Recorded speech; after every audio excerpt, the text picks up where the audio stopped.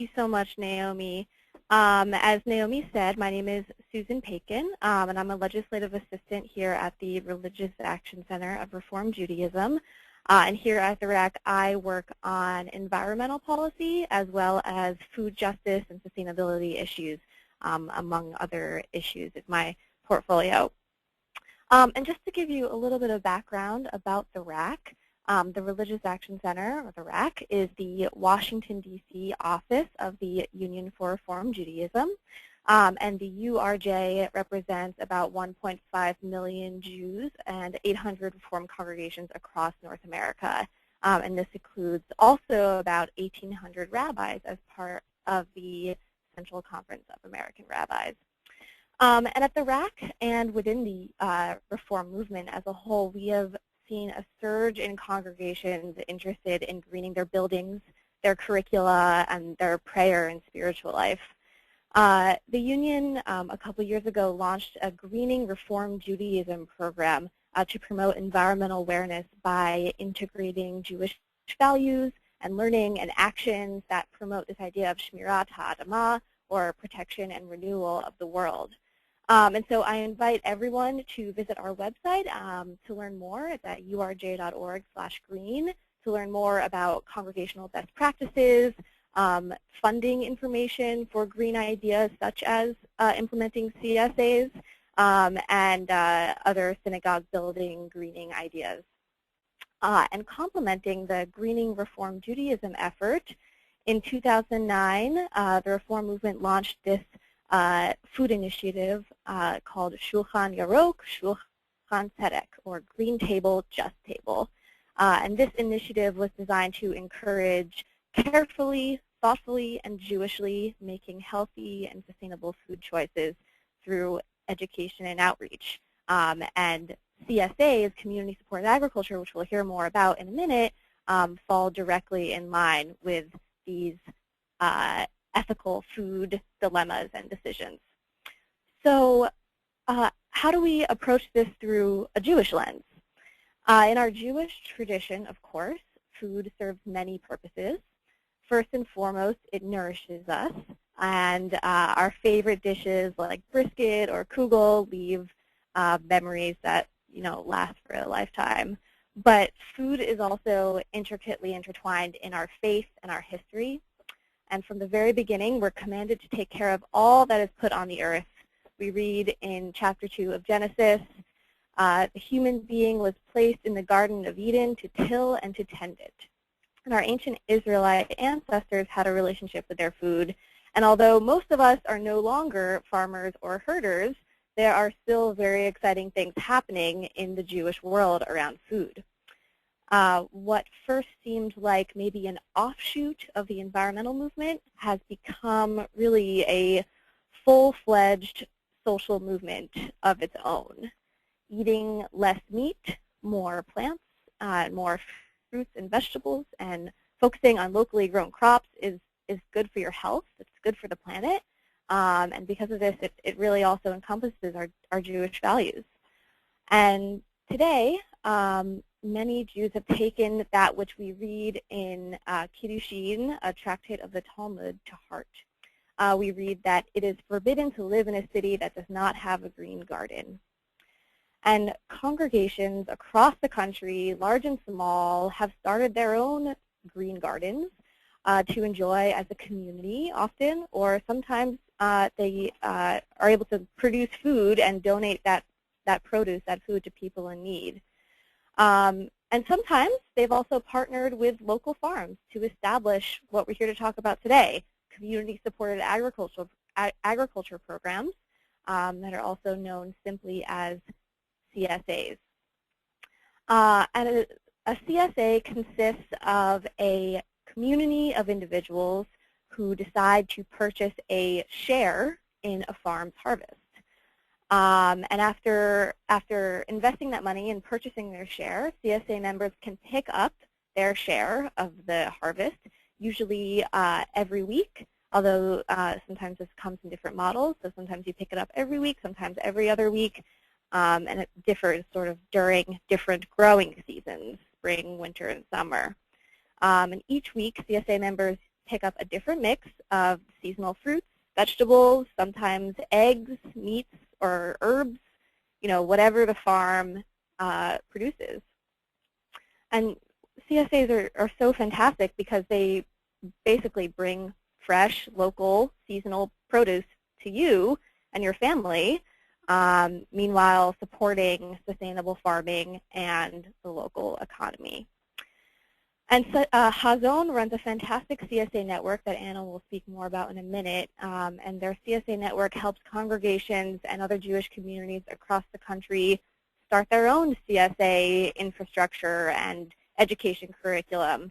And it really connects Jewish CSAs across the country with a like-minded network of Jewish educators, individuals, farmers, and healthy food enthusiasts. And we have a number of Reform congregations that do participate in the Hazon CSA program. And so I'd now like to hand it off to Anna of Hazon to speak more about her program and the nuts and bolts of setting up a CSA in your own Jewish community. Great, thank you very much, Susan. A lot of the ideas that Susan touched on are the foundation of why Hazon is interested in supporting community-supported agriculture projects, and I'll dive into it a little bit deeper. You can flip over to the next slide, and I'll just say what I'm going to speak about today is I'm going to tell you about what Hazon does with CSAs, how your first steps for starting a CSA, and some of the components, the core group, the volunteer aspect, and some of the programming aspects, and then a little bit more detail about the support that Hazon offers. You can go to the next slide. Susan mentioned that, we have a history as agriculturalists, but many of us are not, in fact, growing our own food on a day-to-day basis, although more and more there are herbs on windowsills and cherry tomatoes in window boxes, if not community gardens and vegetable plots. But one of the things that Hazon has done that is very exciting about CSA is to make a connection between some of our agricultural traditions and what goes on today. We have a tradition as Jews, we have a 3,000-year-old conversation about the notion of kashrut and what is actually fit for us to eat. And there's a whole set of sort of rules and guidelines and traditions that has arisen around that in a very specific way, but also I think in a more broad sense, what is the food that we really want to be nourishing ourselves, and what are the effects of that food that we put in our body on the rest of the world? And community-supported agriculture takes a slice not only of the delicious, healthy produce that you get to eat as a CSA member, but also looks at how you are supporting a whole network of relationships in a couple of different directions. And I'll just give a couple examples of that. One is we were doing, we learn about the notion of Csa and Leket. So we read when you're harvesting in your field and you drop a sheaf of wheat, you shouldn't pick it up, you should leave it for the poor, the widow, and the orphan. And that's very nice, and we understand, we learn that the Torah has lessons about social justice connected with our food system. But you could say today, okay, it's 2011, I am not harvesting wheat in a field, let alone dropping it, let alone leaving it behind for people to come pick it up. How can we take some of the values of that practice and bring it to life?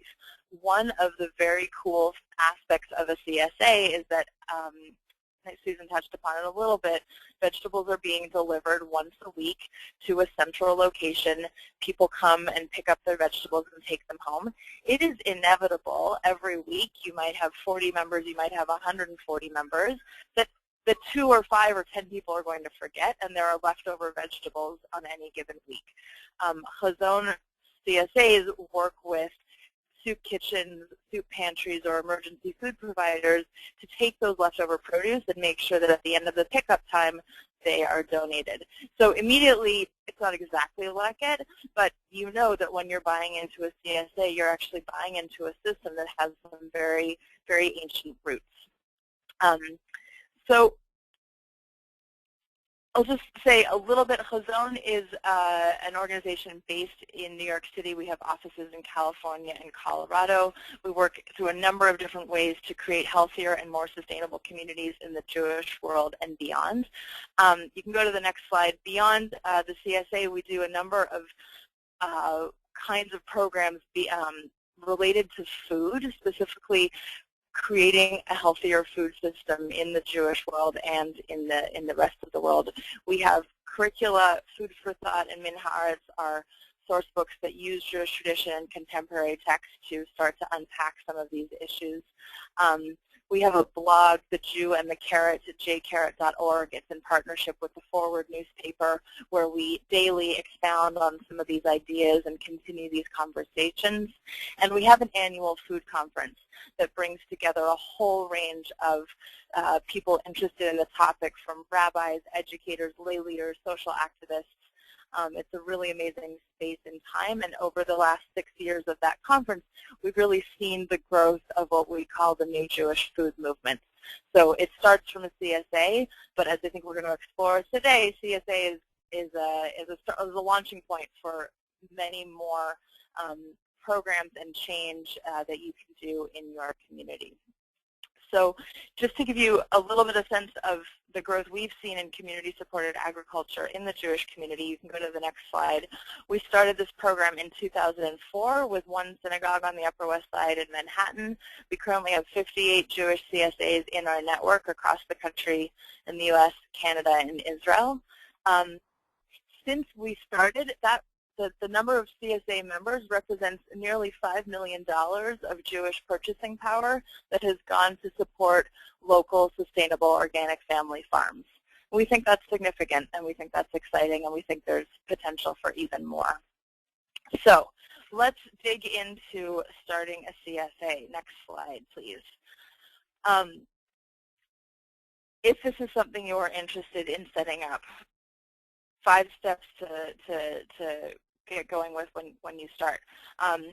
Ascertain demand. Is there another CSA in your neighborhood? Do they have a waiting list? Do they struggle to sell enough shares? It's very important to make sure that there's actually demand or in where you live and where your synagogue is located. Really important to talk to your synagogue leadership. The sites that are the most successful are the sites where the rabbi has a share, the rabbi talks about it from the bima, it's in the synagogue newsletter, it has prominent place in the building.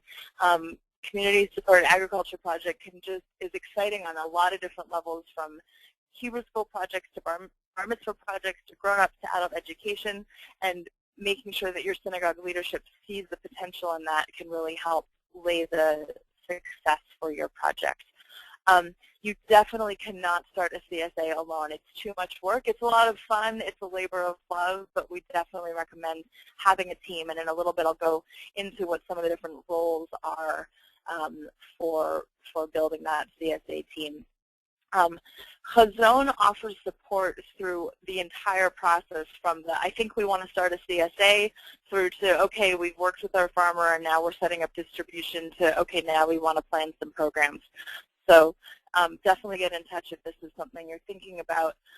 Your first step is to find a farmer, and that's something that Chazon can help with. We have a template of questions that you might want to ask someone to find out if they're going to be a good fit for your community, and we have resources of where you can look to find a CSA farmer. We don't have a group of farmers in every location. In some cities we have relationships, and we're happy to make those connections. It's not like you have to use an approved Chazon farmer, but we can help you in making some of those connections. So if you go to the next slide, the way I'm going to talk about all the different aspects of CSA is by going through some of the different roles that you could have as part of your core group. I'll just say these pictures in this slide. The bottom right is a couple folks from the Brooklyn Bridge CSA. We're going to hear from them in a little bit. And on the left are some women in Houston, Texas at the JCC there who were one of our first sites.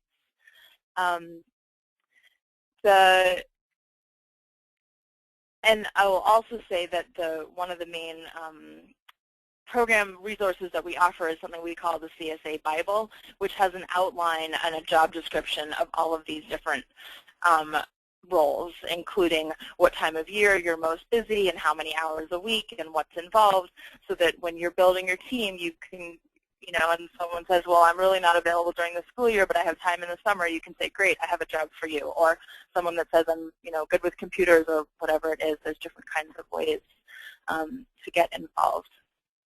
So you'll likely have a coordinator. The coordinator is the empower-in-chief. Your challenge as coordinator is to make sure that as many other people are involved as possible.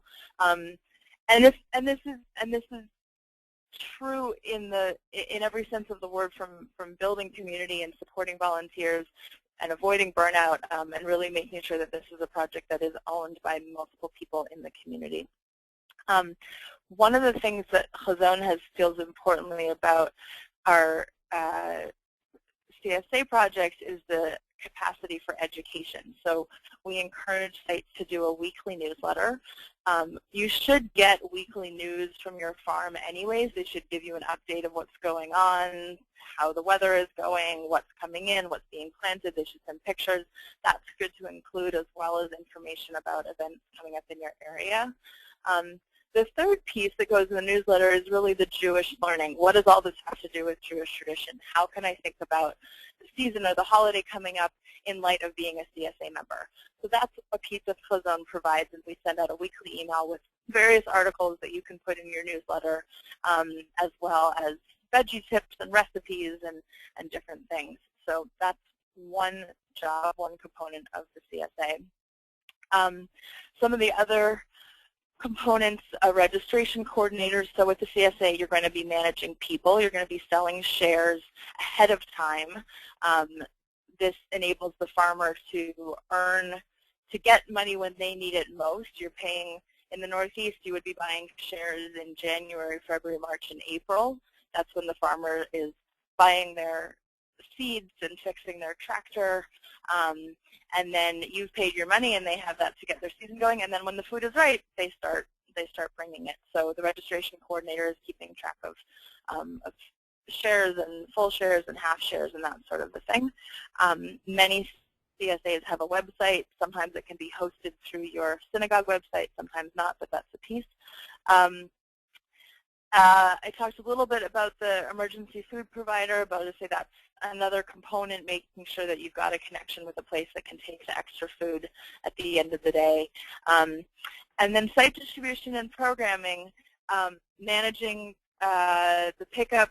You're going to have a table. You can see in the picture they're picking up some cherry tomatoes, so just making sure that when people come in, they know what to take. And programming could be one person, could be a number of people helping to plan events, and we'll talk more about programming in a little bit. So you get a sense that there's lots of components, there's lots of exciting things, and it's definitely more work than just one person should take on. Skip through the next slide. We suggest that our site host a Meet the Farmer night. Again, if your season is starting in June in the Northeast, this is a good thing to do in January or February. People are really wishing it was summer and thinking about growing things. Farmers are somewhat of celebrities these days, and it's very cool, not only for people to meet the person that's growing their food, but also for the farmers. You're out there in the fields working dawn till dusk and growing these beautiful vegetables, and to actually have met the people and the kids who are going to be eating that food is inspiring. So these are some of the farmers that we work with. It's a fun event. It's a good way to launch registration. You can see in the bottom corner that's our site at the 14th Street Y in Manhattan, and just even having a sign on the street so that it's out there in the world is pretty exciting.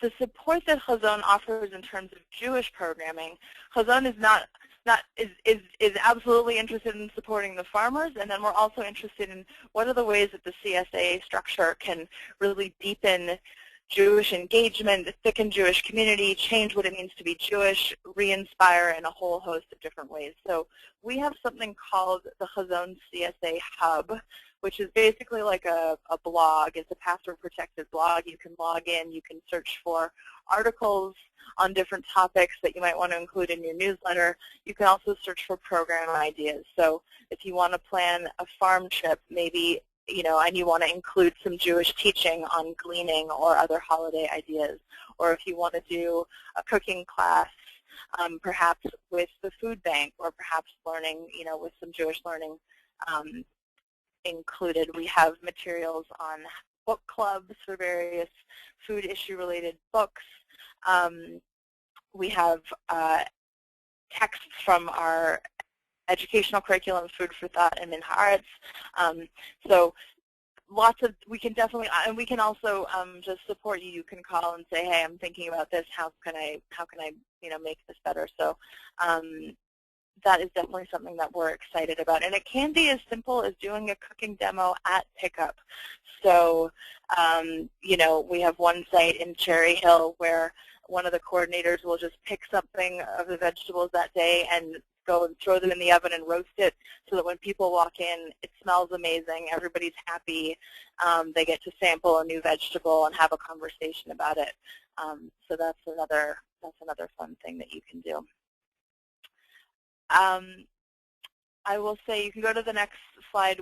Our program, as I said, started in 2004 when sites really needed all of the help to get going, from the nuts and bolts, how do I do this, and we still offer that full program, which, as I said, includes the Csa Bible. It includes a monthly training call with other new sites. It includes access to Chazon in terms of one-on-one troubleshooting, as well as all of our programming resources. We've also, in recent years, heard from a number of sites who have a CSA set up but are really looking for more of the Jewish programming. And so we have a $500 level where you have access to the Csa Hub and some of our programming and recipes and Divrei Torah that you can bring to your CSA, but less of the sort of tachlis site support. And the last thing I'll say about the programs is that we work with everything from independent minions to very large JCCs. Everyone's got a different budget, so don't let the money component be a deterrent. I'd love to talk with you about how we can make this work in your community. And I think I will turn it over to Mary and Melissa, who are core group members of outstanding CSAs who can tell you a little bit more about some of the things that we've been talking about and just how it plays out in their actual site. And then we'll have questions in a little bit. Okay, this is Mary. Hi, everyone. We have a CSA at Temple Isaiah, which is in urban Los Angeles, that began in 2008. And we broke one of the cardinal rules that Anna mentioned, which was to make sure there's enough demand before you begin. But I would say it wasn't a deal breaker for us. In fact, in Los Angeles County, there are approximately 130 farmers markets every week. So it's most of them go all year round. So it is not a problem for people to get farm fresh food if they want it. But we felt that we wanted to establish a more specific sort of relationship with one farm, so we went ahead. That's meant that every season we have a bit of a fingernail biting struggle to make sure we get enough shares, and people come and go depending on their schedules. We're lucky that our pickup, and I think this is one thing that really might be important for setting this up, our pickup is coincides with religious school pickup, so a lot of families are at the synagogue anyway, and if they had to drive there in Los Angeles traffic for only the reason of picking up their CSA box, I think we would struggle even more. So that's just something of an aside. But I would say that our CSA is really an anchor in our synagogue and in the way we think about food, and I think that's the real community building piece of it. regardless of whether you're a member of our CSA or not. Every week there's a table there. There are piles of boxes of food. There's fresh food around. We talk about it in our congregation bulletin. Our clergy have given sermons about it, including at the high holidays. We connect. Our green team is a separate entity from our CSA group, but we are connected, and we talk to each other and try to share common goals.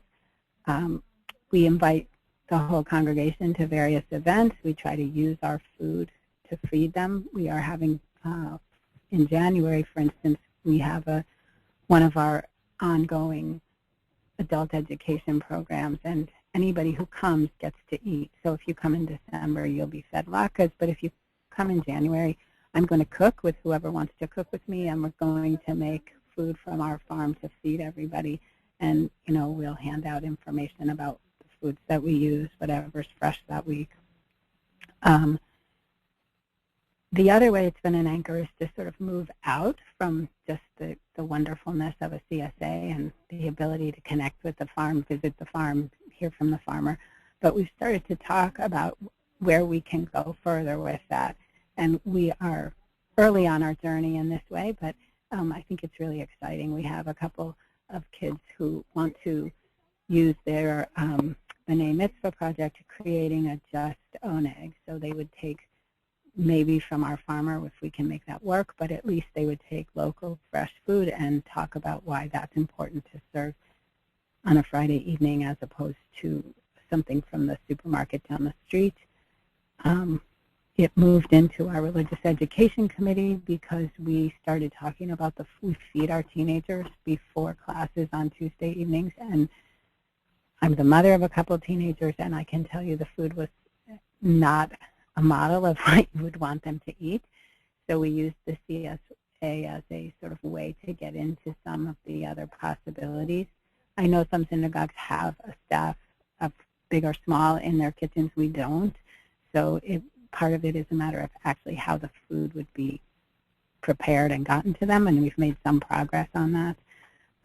We are taking part in a food audit that Hazon is also, I'm not sure if sponsoring is the right word, but organizing, where we'll take a look at all the food decisions made in the synagogue, and including plates and cups and things like that, and we'll have a way to then decide what to do from there to make any changes we want to make. And there's also some conversation about making food a part of the teenage curriculum. So we also do an annual big party for a place that we have a relationship with. It's an apartment building for people who had been homeless. And again, the food that we were serving at those parties was not exemplary. And we've used the CSA as a way to bridge the conversation about what we can do about that. So I think that the CSA can really be a focal point for people's relationships to each other, potluck parties, all the other things that Anna mentioned, and for our relationship to the planet through working with the green team and how the farmer works. And we have had our farmer talk to us about the ways that he farms and the ways that he treats the people that he hires to work on his farm, and as well then to the other groups that we form relationships with. And I think that should do it.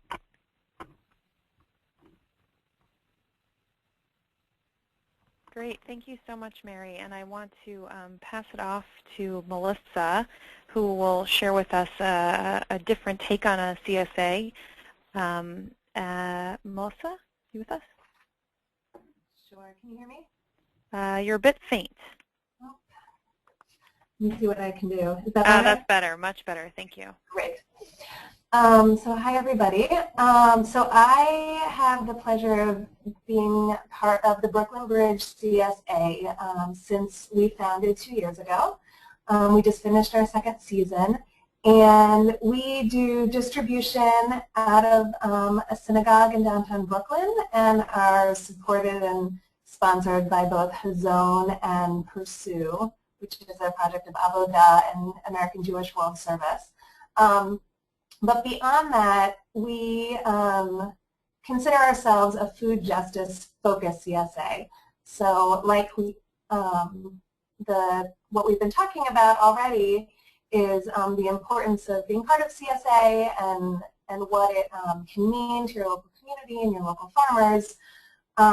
We're trying to take the food justice aspect of that to another level. So in addition to just being part of our local food community and trying to be part of that in a more just way, we have started developing programming specifically around food justice.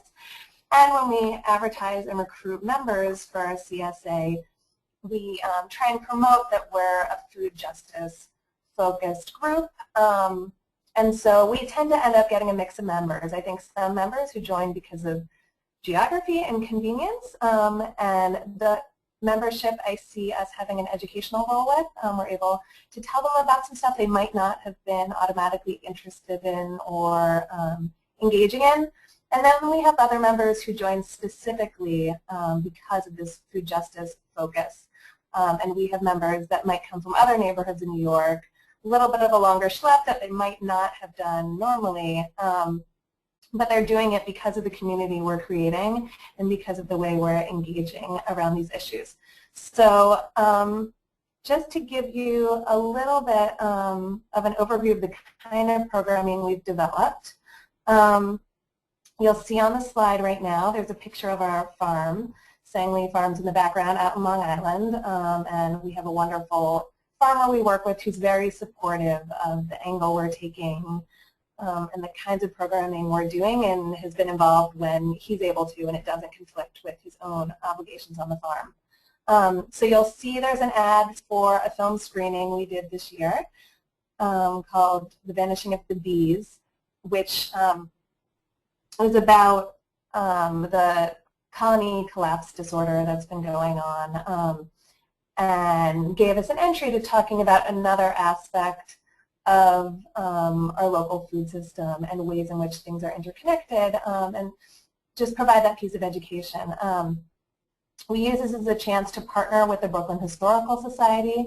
We're really interested in grounding ourselves in the community where we are and building those partnerships.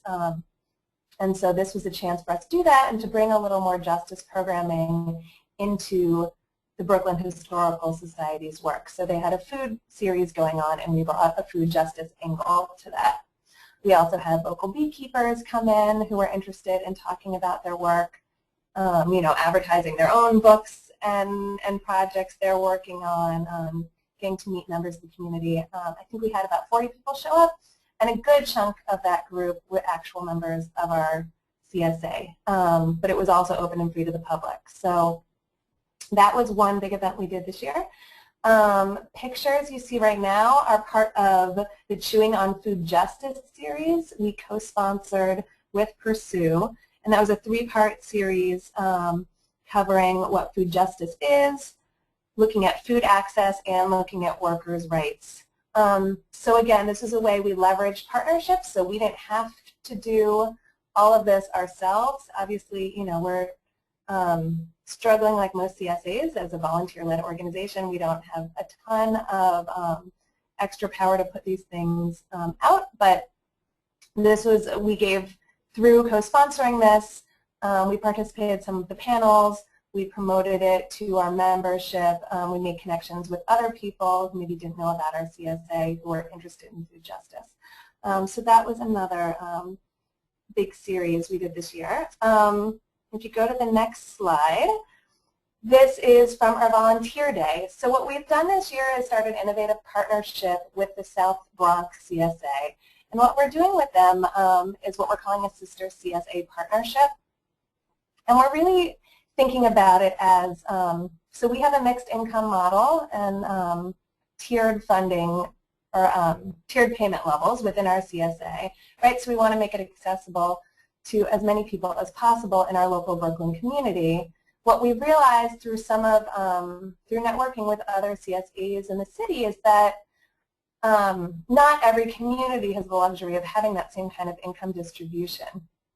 So we've expanded the circle of what we think of as our community and have started this partnership with the South Bronx CSA, where some of the extra money that we raised through our sponsor level shares has gone to the South Bronx to subsidize some of their CSA shares. So that's a major piece of our partnership, but another major piece is just trying to spend time with the community up there and really deepen that partnership, so it's also about personal connections. So we did our first volunteer day this summer. You can see everyone having a great time. We got a beautiful day and worked in their community garden up there. So that's something we're planning on deepening in the future. A few other events we did this year. We did a panel event with local farmers and chefs called Why Local at a local bar near our distribution site who's also interested in food justice and local food systems. So they were able to host us. And then at the Hazone Food Conference this year, we had a panel discussion where members from our CSA and the South Bronx CSA talked about how CSA communities can promote food justice.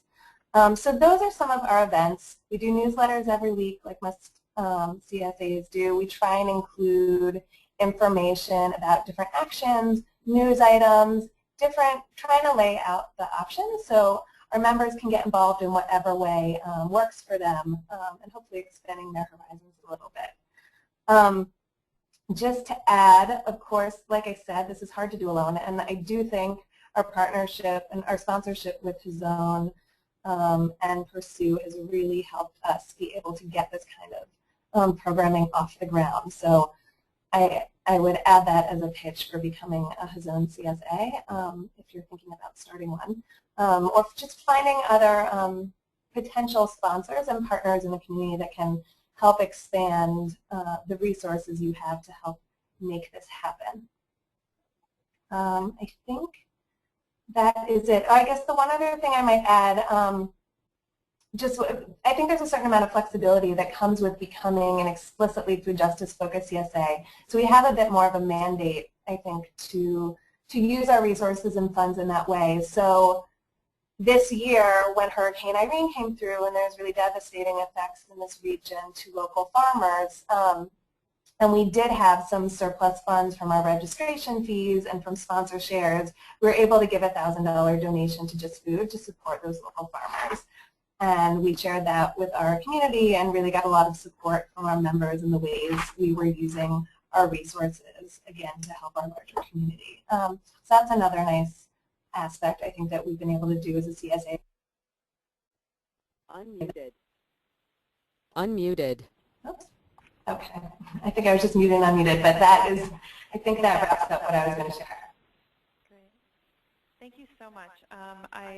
This is Naomi again. I want to thank all of our presenters. I do hear an echo here, and we'll try to get rid of that for you. But we do want to open the session to Q&A. You're welcome to type in questions. We've gotten some questions into the question feed already. Muted. And we'll continue receiving those questions. I'm trying to get to that screen. You're also welcome to virtually raise your hand, and you'll be able to do that. We'll unmute you. You can ask your question or provide some comment or feedback. I'm going to start out by asking a question that there seems to be a few of these that have already come up.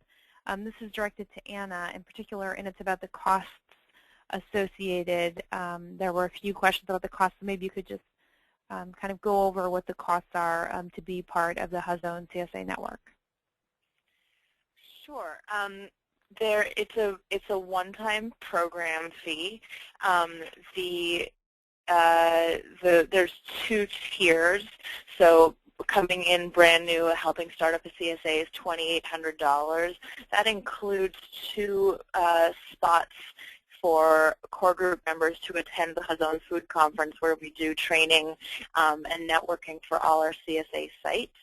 The rest of the money covers the Bible, covers our monthly trainings, covers access to the Csa Hub, support from me or from the staff person that is managing the CSA program. You know, you've got a question that comes up, you want to talk things through, we're here for you. We are also happy to provide a web page and web support if you want to do that, everything from helping you set up your registration form online, as well as just having access to a network of other Jewish CSAs. So if something comes up, you can float that to other people, saying, how have you handled this? What are your suggestions? To join the CSA network, if you already really have a CSA up and running, but you're just interested in the program materials and the Jewish tradition and Jewish education materials, that's $500. That does not include the Csa Bible or the free spots at the food conference. It does include some discounted spots to the food conference, as well as access to the Csa Hub, our weekly articles, and the monthly trainings, as well as being part of the network.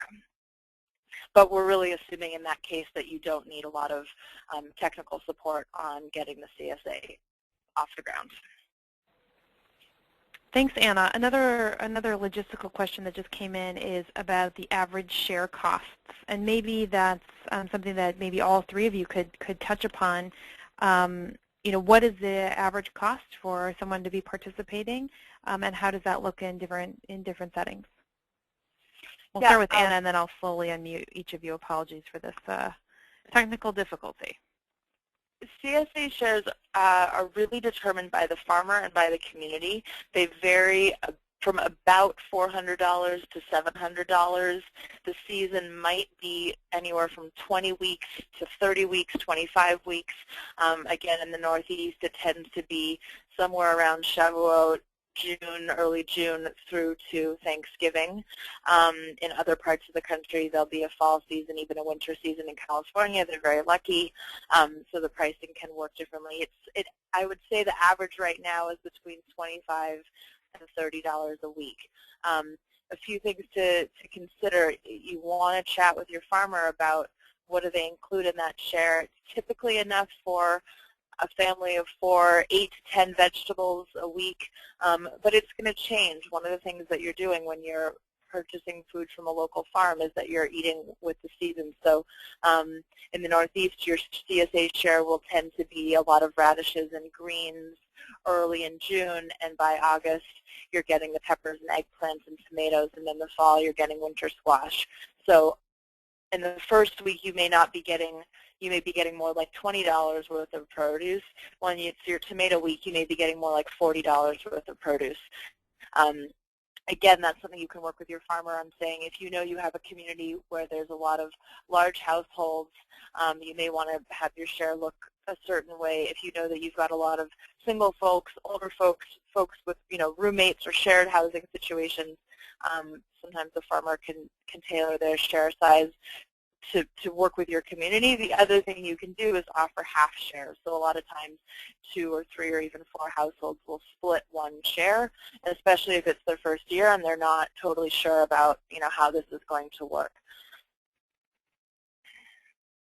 Maybe Melissa, you want to talk more about the flexible share, because you mentioned that pretty quickly, but I think that's another pretty amazing thing that you can do with the CSA in terms of social justice and food access. Sure.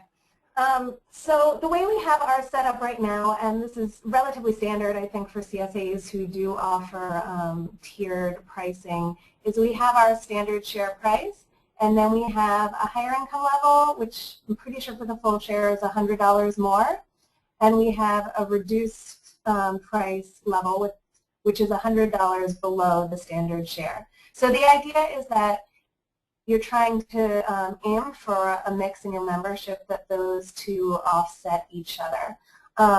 Personally, what I would like to move us towards doing is finding out a little more about what is really an affordable price for the people in the neighborhood where we do distribution at all income levels, and be able to change the tiers even more. We do tell our membership and whoever we're advertising to during sign-up that please, if this is still too much to you, let us know. We'll see what we can do. We don't want to have to turn anyone away. So I think there's a lot of wiggle room in there, but we do find that just setting those 3 tiers works pretty well. We give people suggested income levels.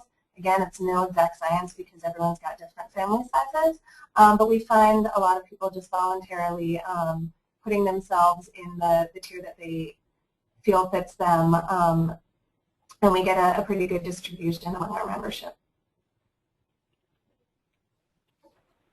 This is Anna. Am I unmuted? Yes, great. The other thing I'll just add about pricing is this is a place where there's a lot of education that needs to happen. A CSA is different than a farmer's market in that you are buying into the success and sometimes the challenges on a farm. So I was working on a farm a couple of years ago, and in March we got a flat tire on our tractor. The tractor was actually taller than I am, and it cost $600 to fix the flat on the tire. It just so happened that our CSA shares that year were $600, and it was really a direct point home for me to think, wow, it is so awesome that there are people who are excited to eat our food that we're working on growing now, starting in March, even though it won't be ready till June, who are going to buy into this farm so that I can have the resources I need to grow the vegetables and I can feed them later. Sometimes that means that when it's a bumper crop of eggplants, you're just getting amazing, amazing bounty. Sometimes it means that if there's a crop failure, or like we had Hurricane Katrina this year, where there's natural disasters that are really beyond anybody's control, it's not really fair that farmers bear the brunt of that. The small example of it is if you're a farmer and you're selling your vegetables at a farmer's market on Saturday and it's raining and nobody shows up and you don't sell anything, that's not your fault. You have beautiful vegetables, it's just nobody wanted to go to the market. So a CSA takes away some of that risk. It also helps in years when there really is a massive crop failure and you haven't lost, we had a hurricane in around September. Folks that were relying on income from crops sold all throughout the fall were really in a tight spot, and CSA helps to take away some of that risk. And there's a lot of education to do there to get people to understand how buying into a CSA is different, but I think it's really an amazing network that we can build around our food providers and around our community.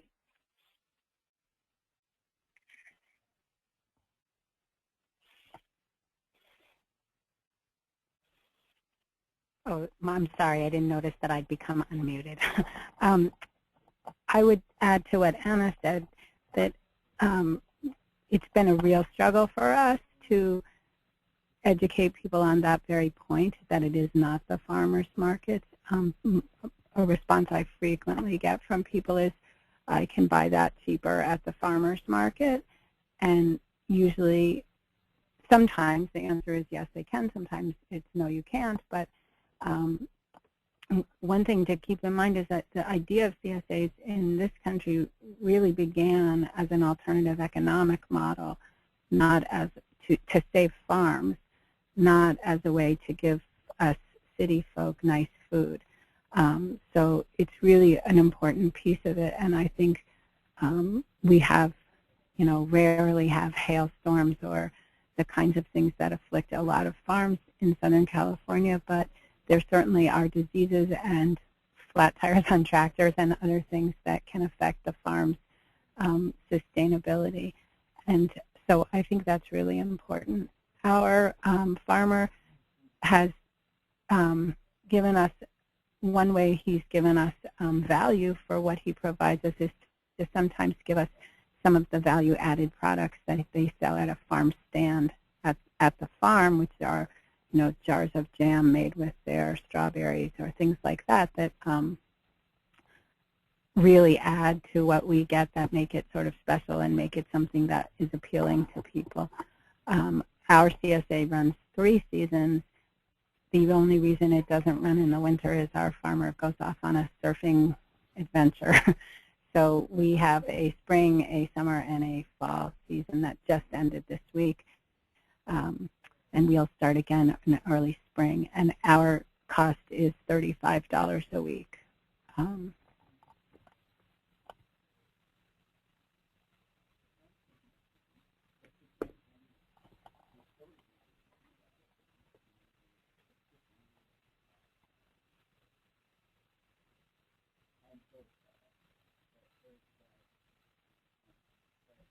I'm not hearing anyone.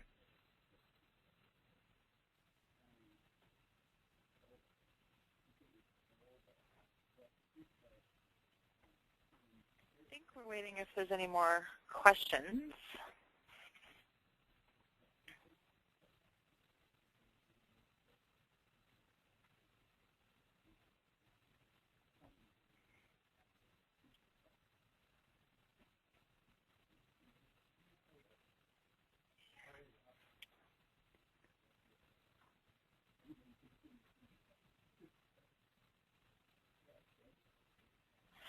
I'm seeing that there's a question about volunteer time. So I talked a little bit about that, but maybe I'll just add.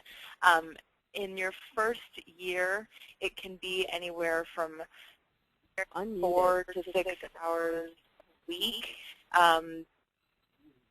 split up between a number of people to do the marketing, to get the word out, to make the registration forms, to get people signed up.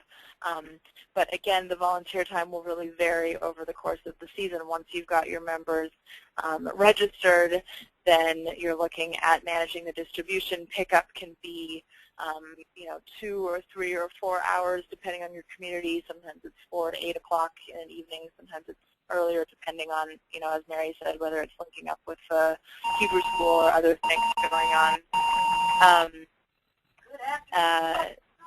So it will really vary. Something I think is very important is to schedule regular meetings with your committee, just whether it's the first Tuesday of the month or whatever it is, so everyone knows. Unmuted. Can make sure to keep people involved and keep everybody, playing a role. One of the things we have in the Bible is it shows, the newsletter editor maybe is 2 to 4 hours a week, and that's during the season. The registration coordinator is 2 to 4 hours a week, but that's really December through April job. And so we hope to kind of map that out so people can get a sense of what's expected and what's realistic with their busy schedules. Great, thank you. Can everyone hear me? Yep. Wonderful, I'm back. Okay. I also want to let Mary and Melissa answer the question of, how volunteers are used and what kind of time commitment that is. And I'm going to throw another question into the mix, which is, how big should a CSA be? What are successful numbers? What's realistic to expect? And maybe Mary, since you've been doing this for a while, how do the numbers ebb and flow from year to year, and how do you react to that? Well, I think the size of the CSA is determined in first measure by the farmer. The first CSA I belonged to in New York had 300 families, and he only farmed for his CSA community. So that's one way to make it work. The farmer who grows food for us here at Temple Isaiah has a farm stand at the farm, as I mentioned. He works at farmers markets. He delivers to restaurants. He has, a second CSA near his farm. So I think, his ability to open it, limitlessly to us doesn't exist. I would be happy. I would be thrilled beyond all measure if we had 50 or 60 members. I think that's probably a nice number. We do have a lot of people who split our box. Our box is intended for a family of 4, so we have lots of people who have smaller families or eat less at home. So we have more families than shares. I think 50 or 60 shares would be wonderful. That gives you a really nice base of people to help run the CSA. Having too few members impacts a lot of things, including that. It's not so wonderful for the farmer to deliver fewer, of course, because the cost of gasoline and labor and all those other things play into that. But I think that we try to have a volunteer sitting at the boxes every week, and if you have more people to choose from, obviously that makes that a lot easier. We have one member who does a brilliant job with our newsletter every week, and if she decides she can't do that anymore, I would be worried about how easy it will be to get a replacement for her. So I think you want a pool of people that you can rely on. I guess that's probably enough. Hi, this is Melissa. I can just add on a little bit from our perspective. We had 82 full shares this year, and many of them are half shares too. A few are doubled up. We have a bed and breakfast that actually is a member this year, which is pretty exciting. But I would echo what Mary said, is it is mostly the size is set by the farmer, and I would say determining where that kind of sweet spot is on what works for the farmer and what works for the community needs to happen in conversation with your farmer.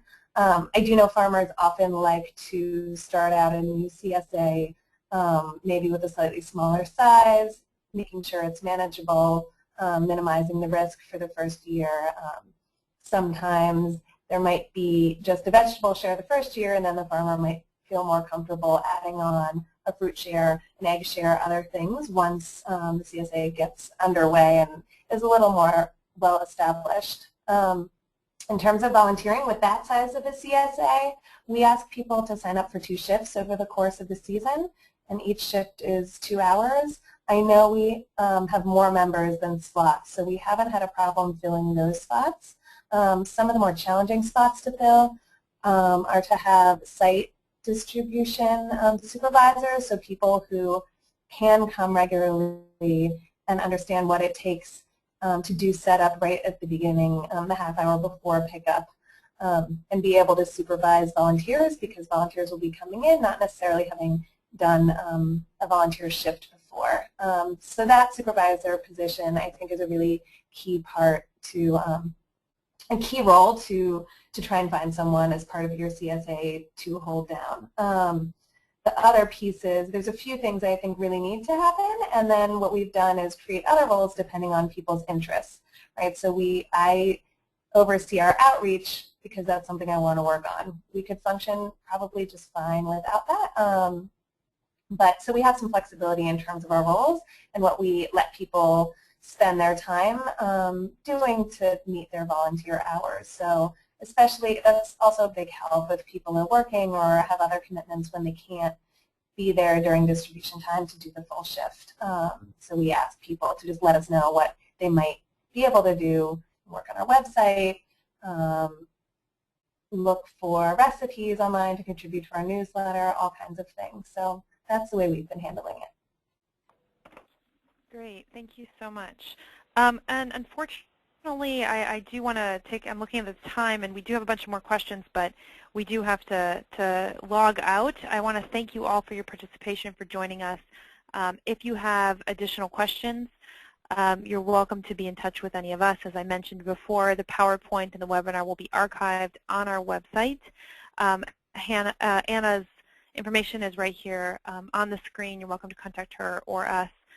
And again, we thank you for your participation, for joining us this evening or afternoon, depending on where you are. And hopefully you will all be getting more involved in CSAs, and we'll have a very fruitful season. Thank you for joining us.